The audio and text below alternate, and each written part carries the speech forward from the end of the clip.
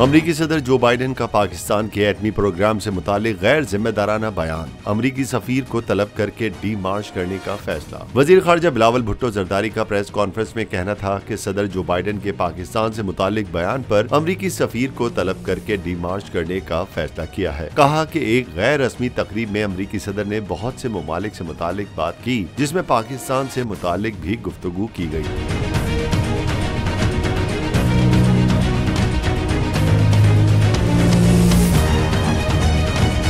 वजीर खारजा का कहना था कि अमरीकी सदर का बयान हैरान कुन है, लेकिन पाकिस्तान अपनी सालमियत की बका के लिए पुरअज़्म है। अगर किसी मुल्क के जौहरी हथियारों के बारे में सवाल उठता है तो वो भारत है। हमारी खारजा पॉलिसी की सिमत दुरुस्त है। वजीर खारजा बिलावल भुट्टो का कहना था कि हमारे एटमी असासे महफूज और तमाम आलमी कवानीन के मुताबिक है। अमरीकी सफीर को डी मार्च देने के लिए वजारत खारजा में तलब किया है। अमरीकी सफीर को इस पोजीशन पर वजाहत पेश करने के लिए कहा जाएगा। यकीन रखते हैं कि इस बयान से पाक अमरीका ताल्लुकात पर मनफी असर नहीं पड़ेगा।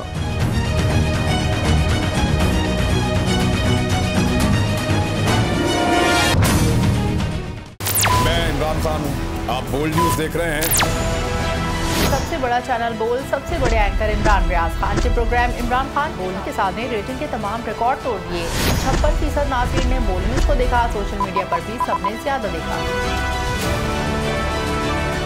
सबसे ज्यादा व्यूज, सबसे ज्यादा रील्स और सबसे ज्यादा रेटिंग के साथ बोल अब भी नंबर 1 पोजीशन पर बरकरार। सब्सक्राइब करें और बेल दबाएं ताकि कोई खबर रह न जाए।